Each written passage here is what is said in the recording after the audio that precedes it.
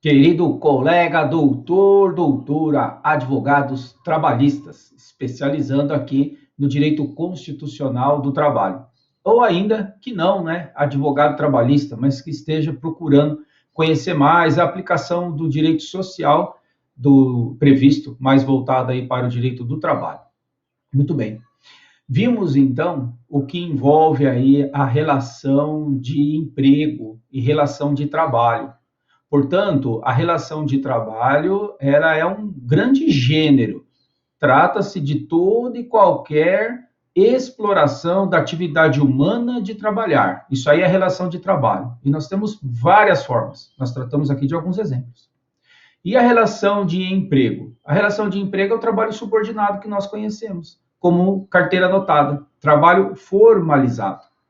Portanto, nós temos que ter bem claro isso, né? Relação de emprego é uma coisa, relação de trabalho é outra. E a Justiça do Trabalho tem competência para julgar a relação de trabalho, que por sua vez implica em envolver a relação de emprego, uma vez que a relação de emprego é uma espécie da relação de trabalho que é muito maior. Muito bem. E agora eu vou encaixar aí o artigo 6º, que trata dos direitos sociais, com ênfase, então, na proteção do trabalho da mulher. Porque muitos juízos aí do trabalho, primeiro grau, mesmo segundo grau, viu, TRTs, aí, isso já não acontece muito no TST, não.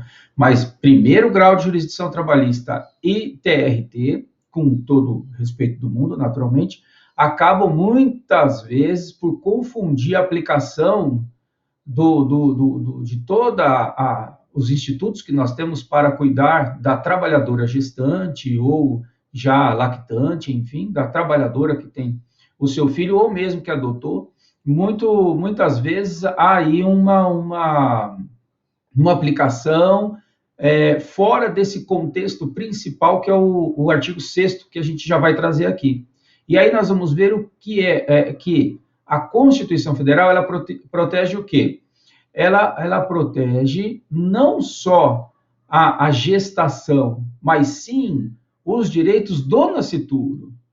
E por vezes isso não é bem entendido pelos advogados da própria trabalhadora, no momento de expor e discutir esse direito, na mesma medida em que muitos juízes acabam não aplicando a lei de uma forma adequada. Não no sentido de que você tem que, então, proteger a trabalhadora gestante de qualquer forma. Sim. Quer ver um exemplo? A gestante vai lá e pede demissão, sabendo que está gestante, por exemplo. E esse pedido de demissão? Esse vai ser muito discutido. Mas por que vai ser muito discutido? Porque se ela é gestante, ela está amparada por um conjunto de normas que já começa aqui na própria Constituição Federal. E é esse o caminho que o advogado, a advogada dessa gestante tem que tomar. Né? Começa aqui, então, uma teia de proteção muito mais acentuado a proteger o direito do nascituro do que propriamente da gestante. Essa relação é que tem que ser bem analisada. Que relação?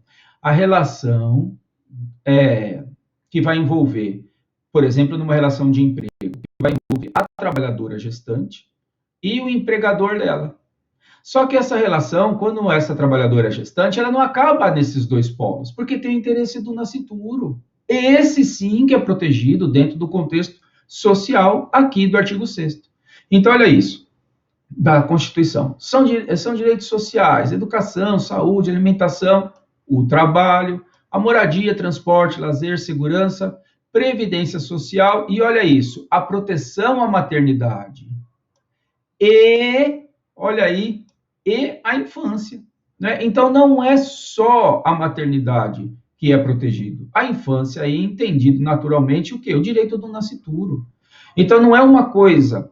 Quando se está discutindo o direito do trabalho, sobretudo a relação de emprego subordinada, você não está discutindo um contrato empresarial em que as partes têm igualdade.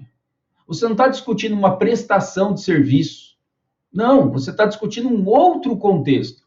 O que não significa dizer que o que eu estou colocando aqui é que tem que proteger o trabalhador, a trabalhadora, de todas as formas possíveis e imagináveis, como se esse trabalhador, trabalhadora, fosse um incapaz para a prática dos atos da vida civil.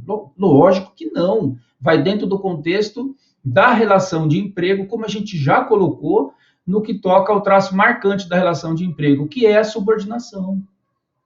Portanto, a subordinação, dentro da relação de emprego, ainda no mundo fático, ainda lá dentro do local de trabalho, fora do juízo, lá no dia a dia, hoje, imagina no Brasil quantas relações de emprego, nesse exato momento, elas estão aí em pleno desenvolvimento, que é o trabalho formalizado. Então, qual que é? Veja se você mesmo já foi empregado. Então, veja qual a liberdade que você, enquanto empregado, tem para decidir alguma coisa, mudar alguma forma de trabalho, não é? A livre disposição que você pode ter dentro da sua relação de emprego. Não tem, porque relação de emprego tem que cumprir ordens. O que o empregado pode muitas vezes fazer é sugerir alguma coisa, mas não mudar. Não é? E essa relação é desigual. Quando traz ela para o processo, ela tem que ser, então, tratada de forma também desigual. Mas como é que vai tratar uma relação que é desigual lá no mundo dos fatos e que ela tem que continuar desigual dentro do processo? Aí vai tratar, não é?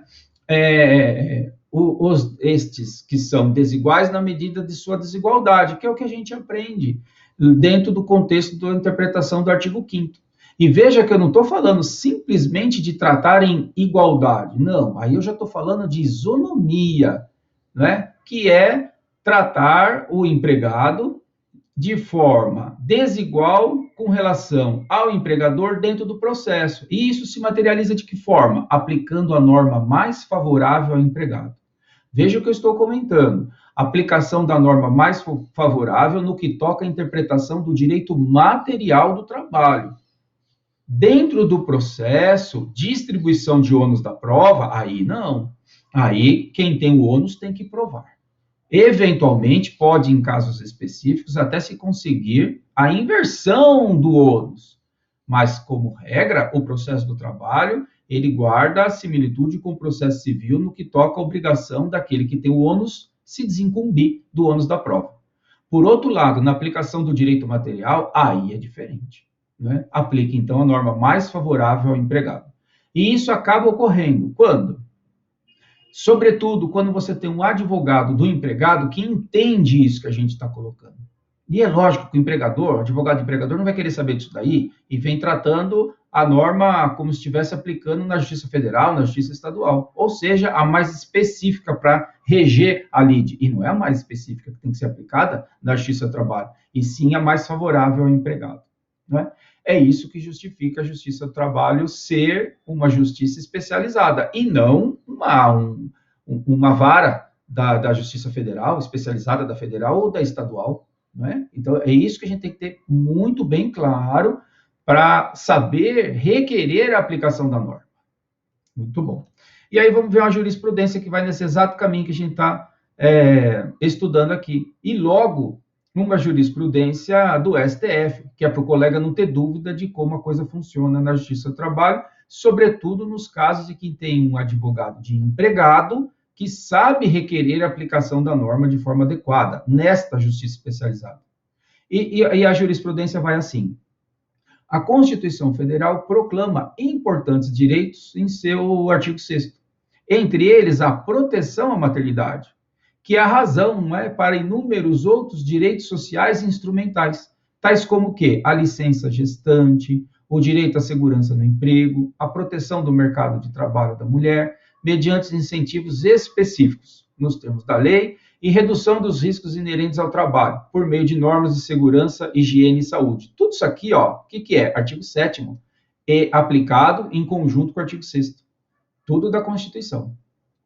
A proteção contra a exposição da gestante e lactante a atividades insalubres caracteriza-se como importante direito social, instrumental protetivo. Olha isso, tanto da mulher trabalhadora quanto do quê? Da criança.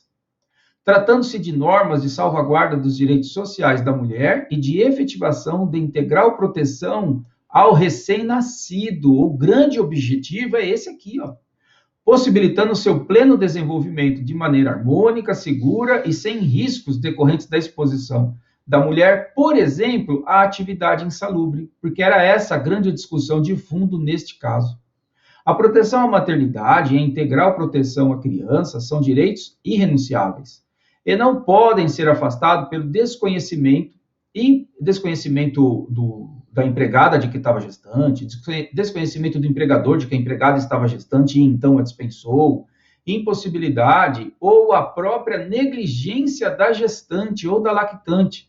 Veja como o Instituto Constitucional é aplicado, ainda que por negligência da mãe trabalhadora, ou gestante, ou mesmo lactante, em apresentar um atestado médico para trazer a real necessidade dessa mãe ficar afastada, por exemplo, para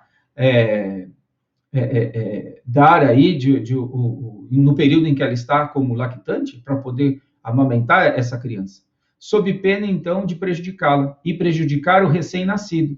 E ainda a gente pode emendar aqui, ó, prejudicar a mulher, prejudicar o recém-nascido e negar a aplicação dos direitos sociais. Aí sim que vem o maior conflito, é negar a aplicação do direito social, o que muitas vezes é negado.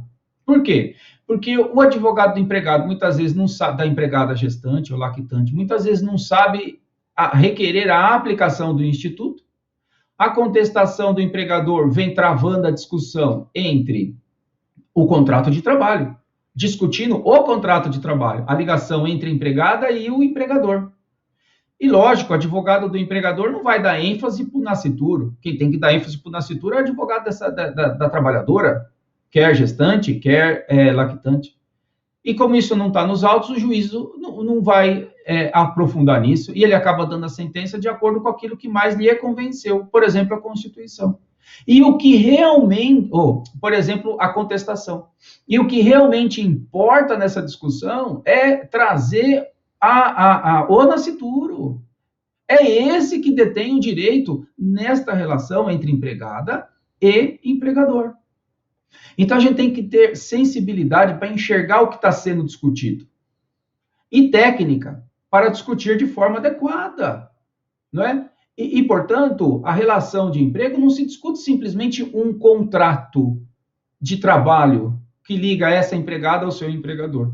É esse o ponto nodal da demanda. Você tem que ter visão. Senão você fica ali discutindo um contrato como se você estivesse lá na Justiça Federal discutindo um contrato de licitação entre aquele que perdeu a licitação por algum motivo e o Estado, em que não classificou aquele que gostaria de ser classificado em primeiro lugar. Mas não é isso que você está discutindo.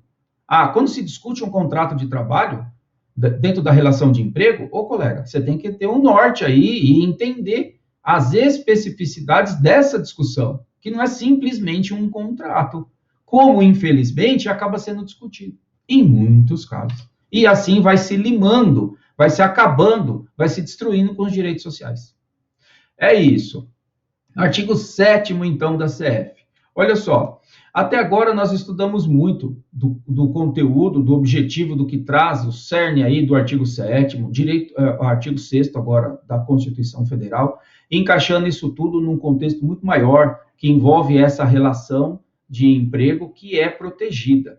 E agora, nós vamos passar a encaixar dentro dos incisos do artigo 7º, que, como eu comentei ainda lá na primeira parte desse nosso encontro, essa é a 5ª parte, nós temos 8 para estudar. Agora, então, a gente vai começar a encaixar toda essa visão da aplicação adequada dos direitos sociais dentro agora de forma específica em alguns incisos, pois, como a gente já comentou, não tem como estudar todos os incisos, né? Nós vamos, na medida do possível, pegando um inciso X, e dentro dele já trazendo mais alguns outros incisos do artigo 7º da CF, nos permitindo estudar praticamente todos. Não é? Então, olha só. O primeiro deles que nós vamos estudar é o inciso 1. Como nós já vimos aqui no caput do artigo 7º, nós temos a previsão de forma meramente exemplificativa, dentro dos 34 incisos do artigo 7º da CF, condições que busquem melhorar hipóteses em que buscam melhorar as condições social do trabalhador, da trabalhadora, sendo então os direitos sociais previstos na Constituição. Por isso que está aqui a expressão além de outros, porque não se limitam aos 34 incisos previstos no artigo 7º. O primeiro deles está falando do quê? De que a relação de emprego que é protegida, não é? E você já sabe o que é relação de emprego, que é diferente da relação de trabalho. Aqui a gente está falando do trabalho subordinado, carteira de trabalho anotada. E ainda que não devidamente anotada, mas que você pode postular o vínculo de emprego, como nós vimos ainda no final da parte anterior desta nossa aula. Então, olha só, o artigo 7º da CF, ele está protegendo o quê? A relação de emprego, protegida contra dispensa arbitrária, não é? Ou sem justa causa, né? Dispensa arbitrária é dispensa aí. Nós vamos aprofundar o estudo no contexto do que é a dispensa arbitrária, ou sem justa causa. Sem justa causa é aquela que o empregador não tem nenhum motivo, mas ele dispensa o empregado. Mas o empregador pode fazer isso? Opa, se pode. E como? O que diz o artigo 2º da CLT? Que o empregador assume os riscos da atividade econômica. E ele, empregador, veja que o termo é empregador, não é empresário. Sobre isso também a gente já explicou, não é? Que aqui no direito do trabalho o que importa é ser empregador. Então, o empregador doméstico responde, você, colega advogado, enquanto empregador, responde do mesmo jeito que responde um banco, não é? Uma SA, uma multinacional, por exemplo. Aqui todo mundo é empregador, não importa a figura do empresário, não tem essa relevância. Não, mas é o empresário. Muitas vezes eu vejo colega em palestras, né, fala, empresa no direito do trabalho. Não é a empresa, é o empregador. Entendido dentro do empregador, o empresário, porque aqui o que vale é ser empregador. Aqui responde aquele que é empregador. E aqui pode ajuizar a ação aquele que é empregador, né? Não necessariamente o empresário. E então, este que é empregador é ele que dirige pessoalmente a atividade. Por isso que ele pode, ele que contrata, ele que dispensa, ele faz a mudança dentro da atividade econômica, transfere empregado da filial para a matriz, da matriz para outra matriz, volta para a filial, muda de horário, coloca agora para trabalhar num local insalubre, tira de lá, põe num periculoso, tira também, volta para o escritório, sobe, desce, promove, não é? Volta para o cargo antigo, e assim vai, passa a fazer cursos, enfim, quem dirige a atividade é o empregador. E o empregado simplesmente obedece ordens. É assim que a coisa funciona. E é evidente, né, que estas ordens têm que ser dentro do contexto da função para a qual o empregado foi contratado. Então, muito bem. O empregador, então, ele tem a livre disposição de contratar e de dispensar. Mas olha que interessante. Então, o inciso primeiro, ele está protegendo a relação de emprego contra dispensa arbitrária ou sem justa causa. Olha isso, nos termos de lei complementar. Isso aqui, no milênio passado, em 1988, foi escrito dessa forma. E até hoje o legislador não fez esta lei complementar. Mas, poxa vida, por que o legislador, em várias hipóteses da Constituição Federal, não só voltadas ao direito do trabalho, mas por que o legislador não fez essa lei complementar ou tantas outras leis complementares, já que a Constituição Federal está endereçando, está remetendo a fazer essa lei complementar? Será que não deu tempo? Tantas legislaturas do nosso Congresso Nacional, por que não fez? Por que não fizeram essas leis complementares?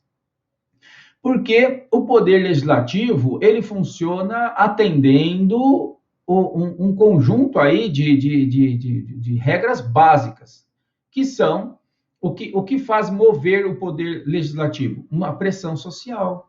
Então, quando a sociedade se organiza, pressiona o legislador, sai a lei. É simples assim, né? A gente dá até para pegar carona lá no raciocínio do professor Miguel Reale.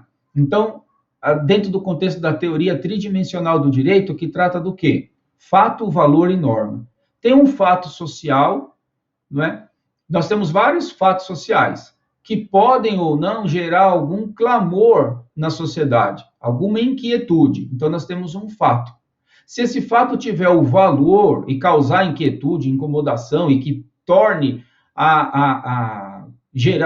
esse fato seja valorado a ponto de tornar conflito, gerar conflitos na sociedade, então ele tem um valor para o legislador. Então, esse fato que gera conflito, ele se torna norma. Enquanto não tiver um conflito social que cause perturbação, não sai a norma. Enquanto a sociedade organizada não pressiona o Congresso, não sai a norma. Né? O legislador ele não age porque, não, olha, dá para imaginar isso? Os legisladores, né, Câmara e Senado, o Congresso Nacional, reunidos lá em Brasília, olha, aqui na Constituição Federal está escrito que tem que fazer norma complementar. Vamos fazer uma norma complementar? Não dá, né? Nem num Congresso simulado teria isso. Precisa de ter pressão social. E a sociedade não organizou isso aí, a sociedade não pressionou isso. Né? Por quê? Porque nós vivemos um momento de muita dispersão, né? E, enfim, não se fez isso. Por outro lado, eu estou falando isso do lado dos trabalhadores. Por outro lado, os empregadores, sim, se organizaram, pressionaram o Congresso Nacional e saiu a reforma trabalhista. Então, são exemplos para a gente enxergar quando o Congresso trabalha. Neste contexto, nós vemos o quê? Que não foi editada essa norma complementar. E ela só será editada quando? Quando a sociedade se organizar e, então, requerer pressionar o Congresso para que saia uma norma complementar, uma lei complementar, dentro do contexto do que está prevendo no artigo 7º aqui da CF. Relação de emprego protegida contra dispensa arbitrária ou sem justa causa nos termos de lei complementar. E aí vai regulamentar esse trecho. E essa lei complementar deverá fazer o quê? Prever uma indenização compensatória, não é? Dentre outros direitos. A indenização compensatória vem sendo aí aplicada como o quê? Aquela situação em que o empregador dispensa o empregado sem justa causa e paga uma indenização que todo mundo conhece, que é o quê? 40% sobre os depósitos do fundo de garantia. Então, para você que não tem uma veia trabalhista, mas está buscando um conhecimento social aí voltado ao direito do trabalho dentro aqui das nossas exposições na pós aqui de direito constitucional. Então, quando isso se materializa? Quando o empregador, dentro do curso do contrato de trabalho, ele, empregador, é obrigado a recolher 8% do que ele paga para o empregado a título do salário base, somado às parcelas de natureza salarial, que são os adicionais, soma isso aí tudo e ele paga 8% no fundo de garantia e vai depositando todo mês lá no fundo de garantia. Ao término do contrato de trabalho e a dispensa é sem justa causa, o que vai acontecer? O empregado vai levantar todos os valores que estão depositados lá no fundo de garantia, ou que deveriam estar, né? Isso que o advogado do empregado também tem que saber entender, porque às vezes o empregador não recolheu todos os meses. E depois cobra isso na justiça, se for o caso. Então, o empregador tem que recolher de forma adequada, correta, soma todo aquele valor e computa aí uma multa de 40% sobre os depósitos do fundo de garantia. É isso que está aqui dentro desse contexto da indenização compensatória. Só que o artigo continua e fala, dentre outros direitos, o que é possível, então, criar mais alguma obrigação. E aí, se o colega já tem uma veia mais livre iniciativa, pode pensar assim, poxa, mas não pode ficar criando esse tipo de coisa porque atravanca. Aí é que não vai ter mesmo relação de emprego. Também concordo, não é? A coisa tem essa conotação também. E isso é muito interessante porque sempre traz o conflito. Valor social do trabalho e o valor social da livre iniciativa. Muito bem. E eu comento aqui, conforme coloquei, que o Instituto Constitucional, inciso 1º do artigo 7º, ele está protegendo a relação de emprego e não o emprego em si. A relação, que é uma relação jurídica que é protegida. Quando, dentro do ponto de vista social, o emprego sim é que deveria ser protegido. Muito bem. A Constituição Federal, dentro do que a gente está estudando no inciso 1º, ela não proíbe a dispensa arbitrária. A dispensa arbitrária ela equivale à dispensa sem justa causa. O que é, então, a dispensa arbitrária? Em dois momentos na CLT, nós temos exemplo do que vem a ser, então, a dispensa arbitrária. Está aqui, ó, no artigo 165 da CLT, antigo, que cuida da CIPA. Que é a CIPA? Comissão Interna de Prevenção de Acidentes. Quem é eleito para compor a CIPA tem uma garantia de emprego, desde o registro da candidatura até o momento da eleição, uma vez eleito o período do mandato, de 1 ano, e aí 12 meses de garantia no emprego, não podendo sofrer, olha o que está aqui, dispensa arbitrária. Mas o que é uma dispensa arbitrária? É aquela que não tiver, por exemplo, um motivo disciplinar, ou um motivo técnico, econômico ou financeiro. Então, tem uma previsão do que seria aí uma violação ao direito do trabalhador, que o empregador estaria praticando no que toca à dispensa arbitrária. Dentro desse período de estabilidade, o cipeiro não poder ser dispensado, salvo algum motivo desses 4 que estão aqui: disciplinar, técnico, econômico ou financeiro. E por conta da reforma trabalhista, que é a Lei 13.467 de 2017, foi criado um instituto novo, que penso eu muito adequado, que veio regulando, que já estava na Constituição Federal, que é a Comissão de Empregados. Então, empresas com mais de 200 empregados podem criar uma comissão de empregados. Repito, comissão de empregados. Não tem participação representantes dos empregadores, só dos empregados, que é um canal direto com os gestores, com os CEOs aí das empresas, empresa com mais de 200 empregados, não é? Tem uma estrutura significativa. E aí, então, os trabalhadores que têm alguma queixa para fazer se dirigem a essa comissão de empregados, que foi eleito justamente para isso, para tentar resolver extrajudicialmente o conflito com esse empregador, evitando com isso desgaste da relação de emprego, evitando com isso eventual ajuizamento de ação. E aí esses representantes dos empregados levam essas questões para serem dirimidas, resolvidas direto com os gestores. Isso é um canal de comunicação muito bom, foi criado isso, não é? Foi regulamentado isso em 2017 por conta da reforma trabalhista. E os empregados que são eleitos para compor essas representações dos empregados, eles também contam com essa garantia provisória no emprego dentro do contexto de não poder ser dispensado por conta de uma dispensa arbitrária, que é aquela que o empregador simplesmente dispensa no curso do período aí de garantia provisória no emprego, né? É provisória essa garantia porque ela vale por 12 meses após o término do mandato daquele que foi eleito, ou na CIPA ou nessa comissão que a gente está comentando, que é a Comissão de Empregados, que está no artigo 510 e suas letras lá da CLT. Então é isso, são essas duas hipóteses que vão nesse caminho. Elas deveriam ser regulamentadas por lei complementar, mas está indo dessa forma pelos motivos que a gente já colocou.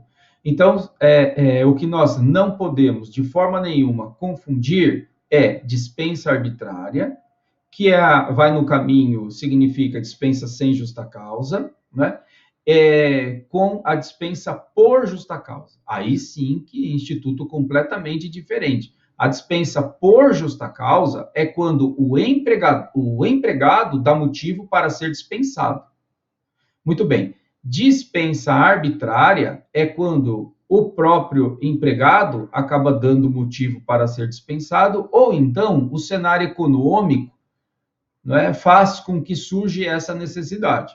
De modo que nós não podemos confundir a dispensa arbitrária, que equivale à dispensa sem justa causa, com um outro instituto que, repito, não tem nada a ver, é a dispensa por justa causa. A por justa causa é quando o empregado dá motivo para essa dispensa. Tanto que ela está regulamentada no artigo próprio. As hipóteses de dispensa por justa causa estão no artigo 482 da CLT, né? Que vem dizendo lá, ó, constituem justa causa, motivos, hipóteses para justa causa, e rescindir, então, o contrato de trabalho pelo empregador. O empregador é quem vai rescindir o contrato de trabalho por justa causa, por quê? Porque o empregado cometeu alguma destas hipóteses aqui, ou mais de uma destas hipóteses. E aí configura a dispensa do empregado por justa causa, o que difere da dispensa arbitrária, que equivale à dispensa sem justa causa, que o empregador vai e dispensa o empregado porque ele entende que tem que dispensar. Contudo, a diferença ainda entre dispensa arbitrária e por justa causa é que no curso da garantia provisória do emprego, o empregador não pode simplesmente romper o contrato de trabalho, a menos que tenha o empregado dado motivo, por exemplo, disciplinar, cai aí no 482, aí a dispensa até por justa causa. Não é? Ainda que tenha garantia provisória no emprego, viu? Isso tem que ficar bem claro. Não é porque o empregado tem estabilidade que ele faz o que ele quer. Se ele cair em cometer alguma daquelas hipóteses, mesmo tendo estabilidade, ele pode ser dispensado por justa causa. Ou então, um motivo econômico. Enfim, o cenário em que aquela empresa atua, não é? Veio a perder mercado, mas isso tudo o empregador vai ter que comprovar. E que venha justificar, então, ele, empregador, a dispensa arbitrária daquele empregado, ainda que no curso da estabilidade. Então, estes institutos, eles não são uma coisa assim tão simples, eles são muito objetivos, mas que isso dentro de um processo, é aí que eu quero chegar, dentro do processo, nossa, essa discussão vai longe. E não é algo muito simples para o empregador fazer a prova, por exemplo, de uma dispensa arbitrária e justificar essa dispensa. Como regra, eu percebo isso na prática, que os empregadores acabam cumprindo ali o período de estabilidade e, se for o caso, ele aguarda o próximo dia e então dispensa o empregado.